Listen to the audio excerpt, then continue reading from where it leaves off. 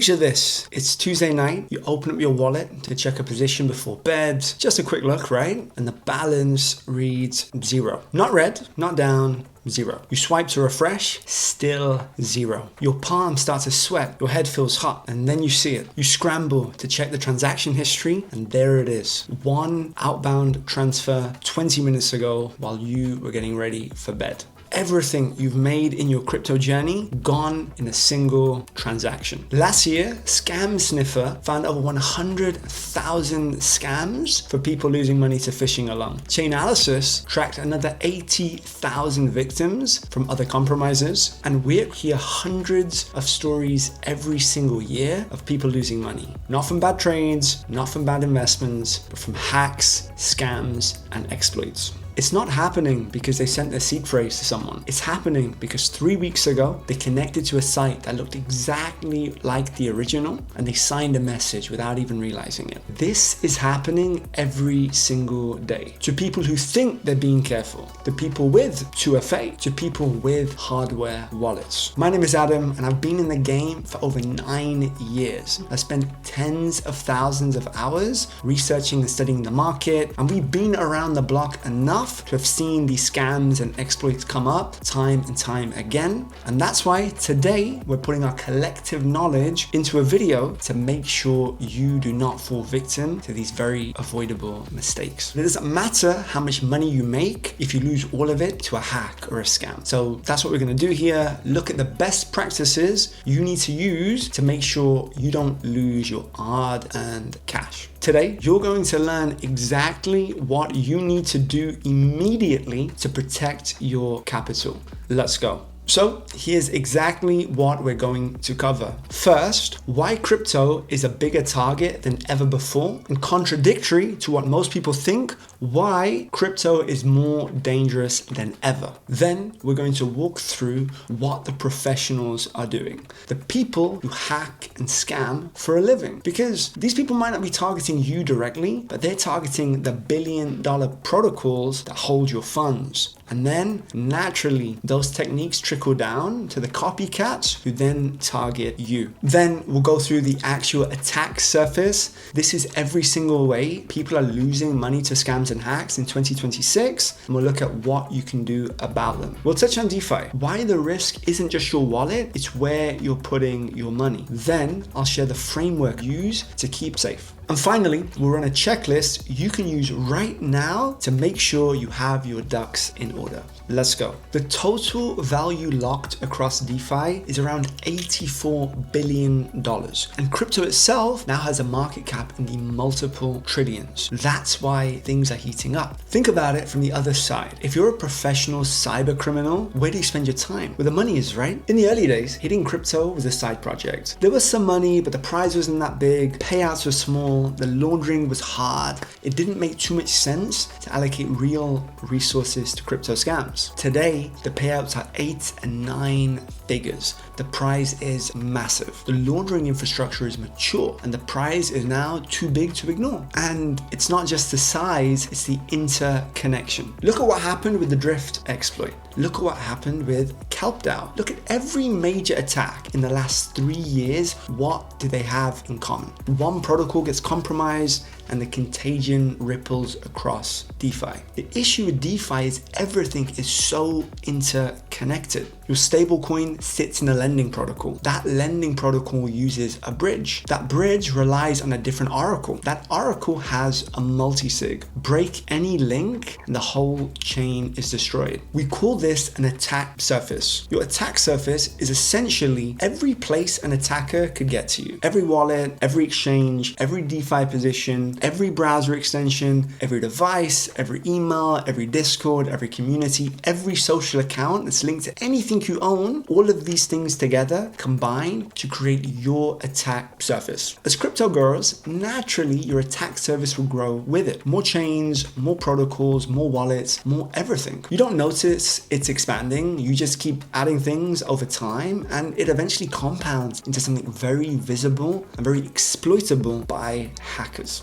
Okay, let's begin by starting big. Let me tell you about the Lazarus Group. Lazarus is a North Korean state-backed hacking organization. They've been around for well over a decade. They started with traditional cyber attacks, banks, infrastructure, intelligence operations, and now they have their eyes on crypto. In the last few years, Lazarus has been linked to over $3 billion in stolen crypto funds. And the Bybit hack alone last year was worth over $1.4 billion gone in an afternoon. I'm starting with Lazarus because they are the pinnacle in skill, ability, and in danger. They might not be going after you particularly, but they are the ones targeting the protocols, the extensions, the wallets that hold the keys to your castle. Lazarus have recon teams who study targets for months, social engineering experts who build fake profiles and nurture relationships, malware engineers who write custom codes for specific operating systems, laundering desks that move stolen funds through mixers, cross-chain swaps, OTC desks out into cash. And unfortunately, once Lazarus executes, copycats follow. People with less capital, less resources who choose you, the regular guy. Because even if they have less resources than Lazarus, most likely you have worse social security than one of these giant protocols, right? So that's why we always look at this from a macro lens. See what the big boys are doing, get ahead of that, and that's how you stay multiple steps ahead of the copycat scammers. So now let's circle back to your attack surface. Most people watching this still think we're in 2017. They think, hey, no one knows my seed phrase, therefore I'm safe. I'm sorry to break it to you, but that idea is about 10 years out of date. The idea of protecting your seed phrase, don't share it, don't send it to anyone, have a backup, that doesn't matter anymore. The game has changed. That model is years old and it's costing people everything they have. The new model is simple. It's a lot scarier. In a single sentence, it's approval is the new private key. Hold on to that sentence. What it means is you can lose everything while never exposing your seed phrase. How? Because nowadays, we don't just send money back and forth,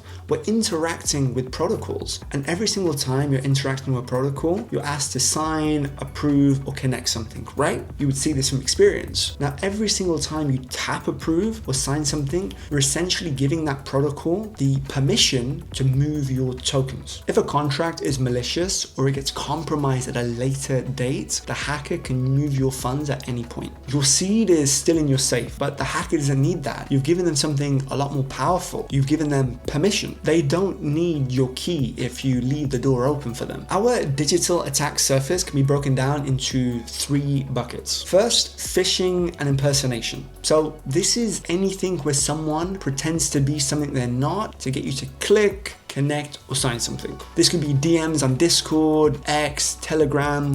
Someone messages you saying there's a problem with your account, asks you to do something. Hey, you're eligible for an airdrop, just click here, or open a support ticket here. They're not real. The link they send is going to a fake site and your funds will get drained. The moment you click, your funds are gone. Someone will post a question and they reach out to me and say, hey, I've got 3 messages from support.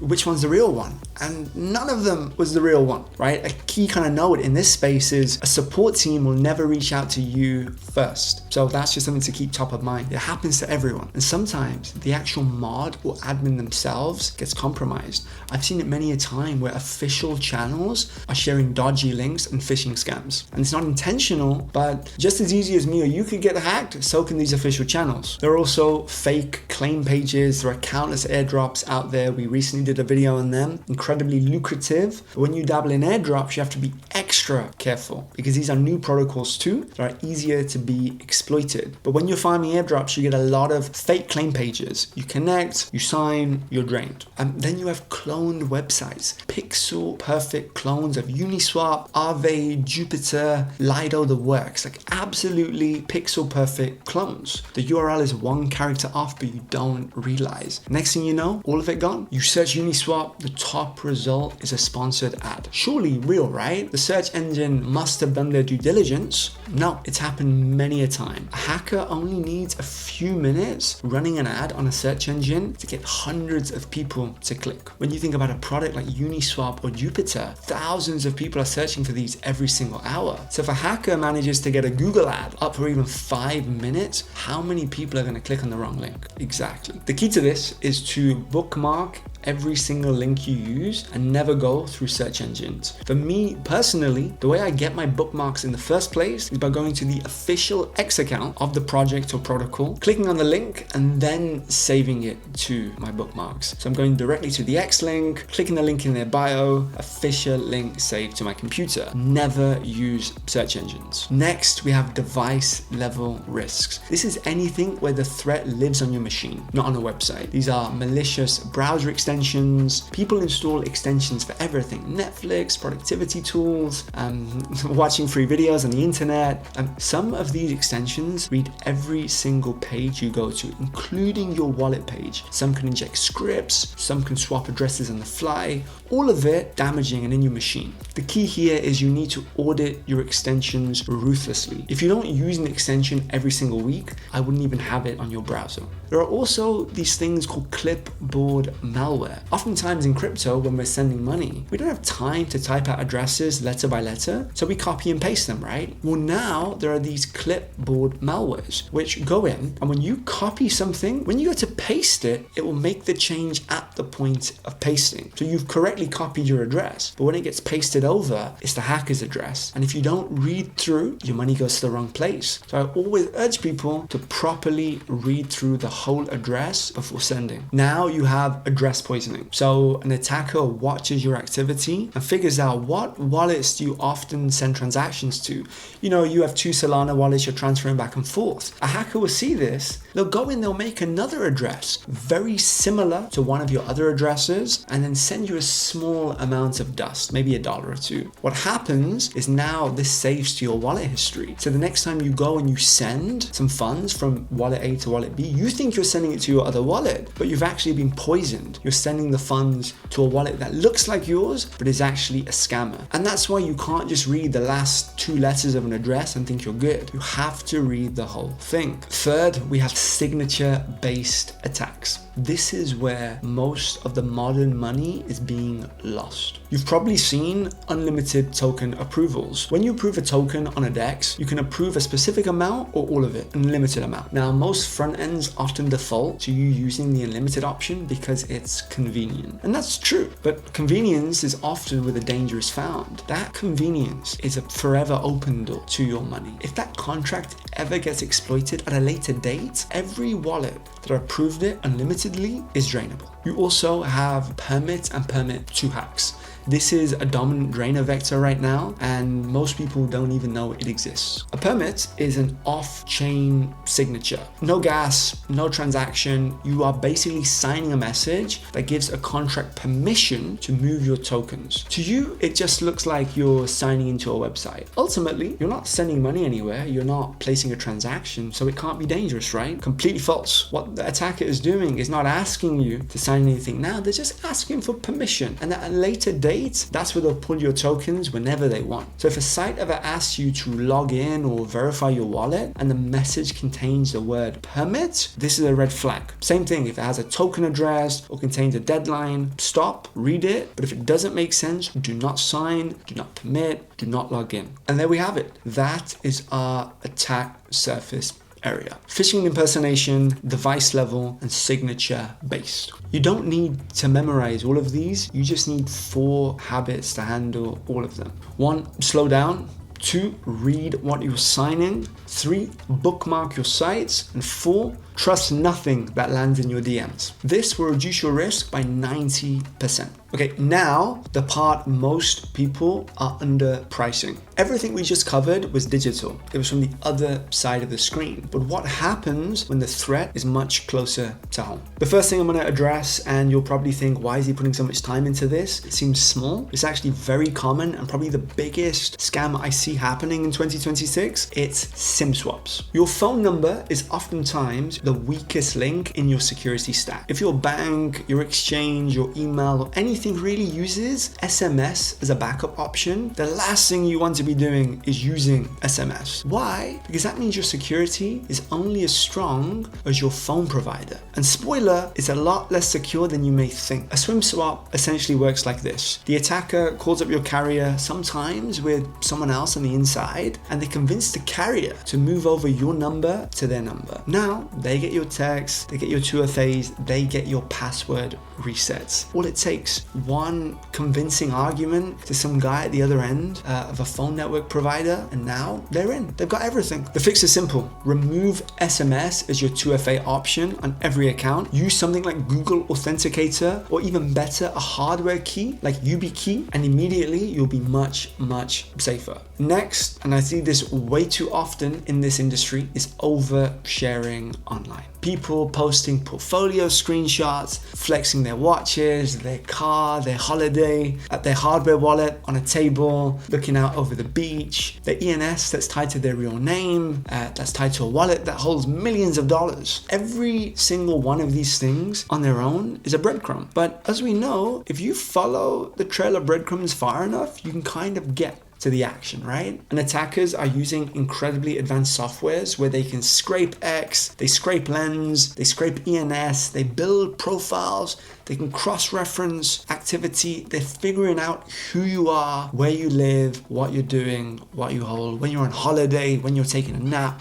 Absolutely everything. You think you're posting wins and showing your friends a good time, and in reality, you're just adding yourself to a target list. And this often leads to something we call wrench attacks. The name comes from an old comic, and as you can guess, it pretty much comes from the idea of who needs to break encryption when I can just keep hitting you over the head with a wrench until you give me your password. This used to be a joke in crypto, but in the last 2 years, there have been multiple high-profile attacks in person. We're talking home invasions, kidnappings, family members taken, demands made for wallet access on the spot, and the targets all had one thing in common. They were findable. Their wallet sizes were public. Their addresses were public. Their faces were public. So even someone like me, I'm technically putting myself in danger by talking to you on this camera about crypto, about sharing a track record. But you will never find screenshots of me sharing wins on social media. You're never going to be able to track a wallet to me, right? I'm not wearing any fancy watches or wearing designer clothes, so I'm not a target. Don't post portfolio wins. Don't link a real name to your wallet.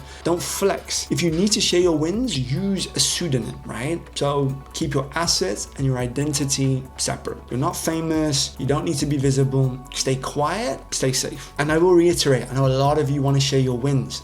Just use a pseudonym.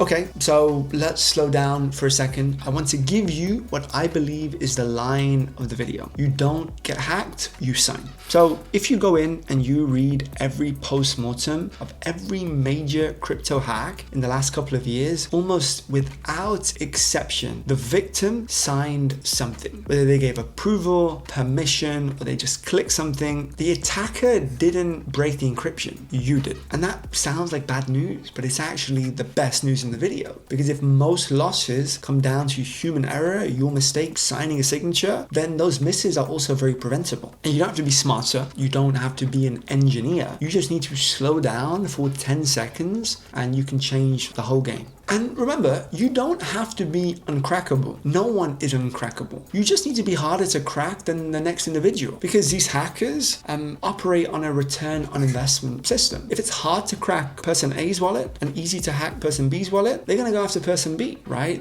They have to get a return on their investment of time. So the harder you become to hack, the longer it would take to hack you, the more safe you become. And that's why we need to look at your stack, your system, say, how can we extend the time it would take to hack me personally? And if we can extend that time, you kill most attacks. So it's all about adding layers to our protection here. If one mistake can drain you, that means you have a single point of failure. Most people have multiple single points of failure. Our job is to continue to add layers and try and remove all the single points of failure so we are safe. That means multiple wallets, multiple devices, multiple layers of authentication, and no single signature. That's the goal. Let's build it. Okay, now let's get into the practical core. We're going to start at the top with wallets. So you need at least 2 wallets, a cold wallet and a hot wallet. Cold wallet is basically your vault, and this is something that should be backed by a ledger or a Trezor. This is where you hold your long-term funds. The Bitcoin you don't intend to sell, the ETH you've got on standby for at least a cycle or 2. These are things you're holding through cycles. You should not be using these to sign transactions. They should not be connected to DeFi. This is not a vault, right? You don't go into a vault every day and start taking money out and putting money in. You put it in a vault, you leave it. So this cold wallet should never sign transactions. It holds and very rarely does it send. That's it. Treat it like a vault, it stays a vault. Then you have your hot wallet. This is like your checking account. This is where you're playing around with protocols. This is where you're sending money, you're trading, you're, farming airdrops. This is where your activity lies. Think of this as your daily driver in a sense. You've got the Ferrari in the garage, you've got your Toyota in the drive. That's what you're using day to day. And yeah, if your hot wallet gets drained, it's gonna burn, but it's not gonna ruin you. Optionally, if you're a very active member of crypto, you should have a third wallet.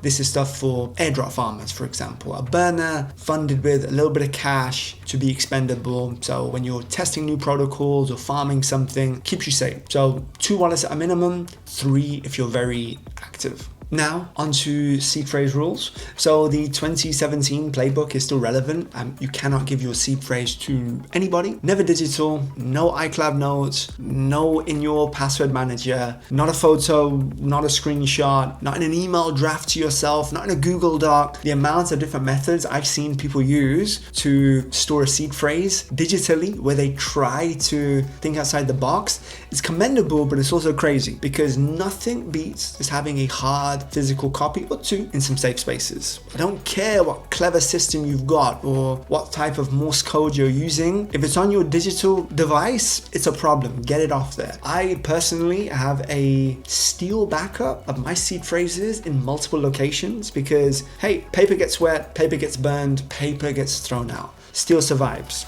Fire, downfall, bomb, it's secure. And if your portfolio justifies it, as I said, you can put your seed phrase in multiple locations. Maybe a copy here, maybe a copy at a holiday home, maybe half here, half at a holiday home. Although I think accessibility is also key. So yeah, now the trap most people fall for, blind signing. So oftentimes I have people come to me frustrated because every time they try to do something on their ledger, it says turn off blind signing or turn on blind signing, and they don't know what it means. But blind signing essentially is, hey, what we're showing on the screen, we're going to show on the physical device too. And sometimes protocols become tricky to use because if they show what's going to happen on screen on the device, it takes 5 minutes to click through all the little buttons on your ledger to see what's happening. But it's essential because if you turn off blind signing, your ledger can still get drained because they're actually approving something in reality that's not on screen. On screen, it says, hey, send $100 from wallet A to wallet B. But if you look on the ledger, it's saying, hey, I'm giving permission to this protocol to move my funds at will. You don't want that. So people think I'm using a ledger, I'm safe. You're not. You're still signing away permission. So it's so key you're looking on the device at what you're actually agreeing to. Most ledgers and Trezors now are actually very clear with explaining and translating what is happening on screen with what's actually happening on the ledger itself. So don't just focus on the front end. You actually have to look at what's happening on the inside and make sure you know what you're signing before you sign it. Now, I'm going to go over what I would do if I was starting from scratch today. And disclaimer, everything I'm mentioning here. So for transactions and clarity, I use Rabby Wallet. Rabby Wallet makes it very easy for you to see what a transaction is going to do before you sign it. It flags any suspicious approvals and it warns you about known scams that are happening at that time. Then we have Pocket Universe. Pocket Universe runs a transaction in a sandbox before you sign and tells you what happened without it actually happening. And then we have password managers. I personally use LastPass, but you have 1Password, you have Bitwarden. It's whatever you prefer. It's just important to have strong passwords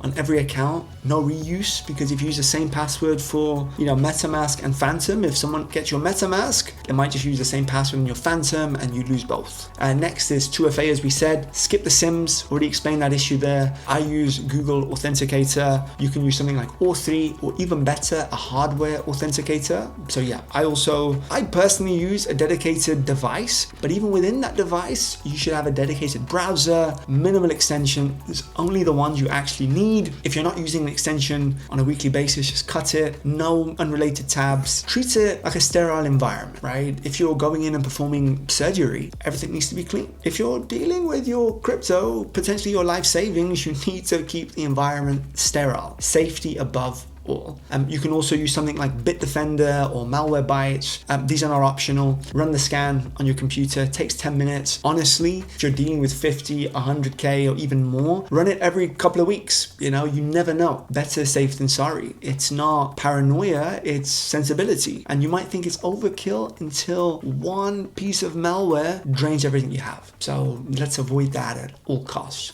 And yeah, for those of you who hold cash on a centralized exchange like a Coinbase or a Binance, immediately 3 things you can do is whitelist your withdrawal addresses. That way, if your account is compromised and the hacker tries to send to a different address, it's not whitelisted and they can't move the funds out of it. The other thing you can do is anti-phishing codes. So most centralized exchanges now allow you to implement a specific code. That means whenever they send you an email, they always include that code. So if you get an email that doesn't include that code, you know it's a phishing link. And lastly, you can still use a hardware key, as we said, for login. You can't be a physical device for doing your 2FA. That's why ledgers and Trezors are so powerful. Right, your wallet is locked down, your accounts are tight, you're running a clean stack, but you can still get wrecked. Now, the term here is complexity risk. We're going to focus on DeFi for a bit, and complexity risk is a term I want you to focus on the most. Internalize it. Every layer of complexity in DeFi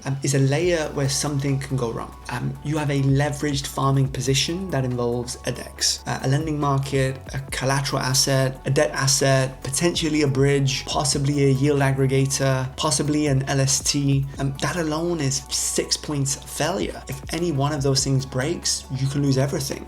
2 quick rules is the blast radius. No single protocol should get more than 5 to 10% of your portfolio. If it implodes, it hurts, but it doesn't end you. And 2, if you cannot explain a position to a friend in simple terms, then you shouldn't be in it. So you monitor your blast radius and you keep things simple and you should be good. As DeFi can get very rocky, it's the Wild West. So if you're going to dabble in DeFi, which I do recommend, be very, very careful. Okay, so unfortunately, I have something very negative to say. Some of you watching this video right now are already compromised and you have no idea. So I recommend everyone run this flow now. This is better safe than sorry. Step 1, don't sign anything else. Don't connect anywhere else. Don't test to see if your wallet works, as every additional action is a chance to make things worse. Go and disconnect every wallet connection. If you go into MetaMask or Phantom or Rabby, you'll have a sites list. Immediately disconnect everything. Step 3, revoke approvals. Go to revoke.cash, connect your wallet, read-only mode, of course. Look at every approval you've ever granted. Revoke everything you don't use, especially those that are unlimited. If it's something you do use, to change it and put a limit on it. Next, move any remaining funds if you have any hesitation on, compromise. So just move what's out to a new wallet, start fresh with some of the things we've mentioned before this and what we're going to go on to after. Step 5, clean the device, remove any browser extensions you're not using, run some malware protection, go check your password manager, make sure there are no overlapping passwords, and worst case scenario is just factory reset everything. So that's what I would do immediately if you think you could be compromised, or I would say everyone should just go and do it anyway. And that brings us on to our checklist and the last major part of the video. So we've covered a lot, but what do you do now? Like, what's the action step? So let's go over your checklist.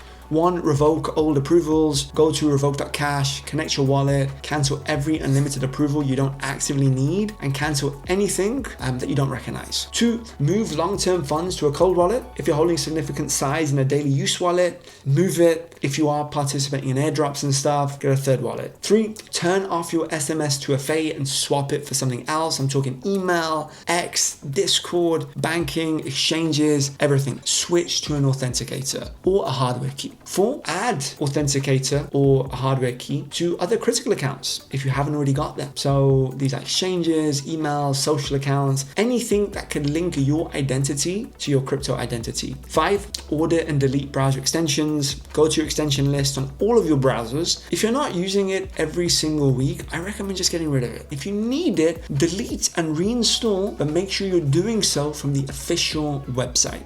Next part is bookmark every official crypto site you use. Uniswap, Aave, Dex, Sex, all of it, bookmark them. From now on, you only access them by clicking to the bookmarks, and I recommend going now to the official X pages, make sure they're verified, and clicking those links and saving the links from there. Don't go through Google or Yahoo or anything like that. Next, run malware or Bitdefender or something like this. Full scan, don't skip it. Do this multiple times. I would say through multiple different malware systems. This might cost you 20, 30 quid. Doesn't matter, it's worth it, trust me. Next, review your DeFi positions. Pull up your portfolio. Are you more than 10% exposed in any particular protocol or vault, etc.? Is there any position you can't explain? If there is, then exit it. Of course, get a second opinion before signing anything that feels off. If a transaction prompt makes you feel uncertain or even slightly uncomfortable, stop and then slow down and you will win. That's the list. Move slow, move steady, and you will be fine. By doing those things, you're going to be in the top 5% when it comes to operating security in crypto. And as we said, you can't be uncrackable. You just have to be harder to crack than the next guy. So what comes next? Everything we've gone over today has been focused around security, and I'm very confident that if you follow that checklist, you'll be good to go. Like, comment, subscribe, and I'll see you in the next one.